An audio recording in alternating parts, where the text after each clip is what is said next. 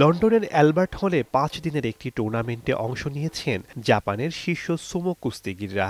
২৫০ KG থেকে ৪০০ KG ওজনের ৪০ জন অভিজাত কুস্তিগির এবারের টুর্নামেন্টে লড়বেন। এর মাধ্যমে ৩৪ বছর পর আবারও জাপানের বাইরে কোনো সুমো টুর্নামেন্ট অনুষ্ঠিত হতে যাচ্ছে।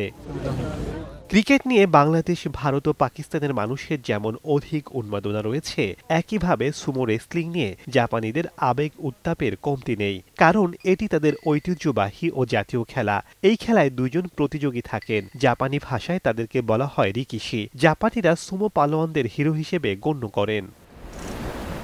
কুস্তি চলার সময় রিকিশিরা একে অপরকে ঠেলা ধাক্কা দিয়ে রেসলিং রিংয়ের বাইরে বের করে দেওয়ার চেষ্টা করেন। শেষ পর্যন্ত দোহিও অর্থাৎ রিংয়ের মধ্যে যে কুস্তিগির দুই পায়ে দাঁড়িয়ে থাকতে পারেন তিনি বিজয়ী হন। একজন রেফারি ছাড়াও আরও ৫ জন জজ বা বিচারক খেলা পর্যবেক্ষণ করেন। সুমো জাপানি শিন্টো ধর্মের সাথে সম্পর্কিত একটি প্রাচীন খেলা। হাজার বছর আগে দেবতাদের সন্তুষ্টি অর্জনের জন্য এই কুস্তি খেলা অনুষ্ঠিত হতো। তবে জাপানের নারীরা সুমোতে অংশ নিতে পারেন না, এমনকি রিংয়ের মধ্যে নারীদেরকে কোনোভাবেই প্রবেশ করতে দেয়া হয় না। এছাড়া জাপানের মানুষের গড় আয়ু ৮৩ বছর হলেও সুমোরা বাঁচে ৬০ থেকে ৬৫ বছর পর্যন্ত। শেখ সাদি মার্জান, সময় সংবাদ। Oh, bring that down.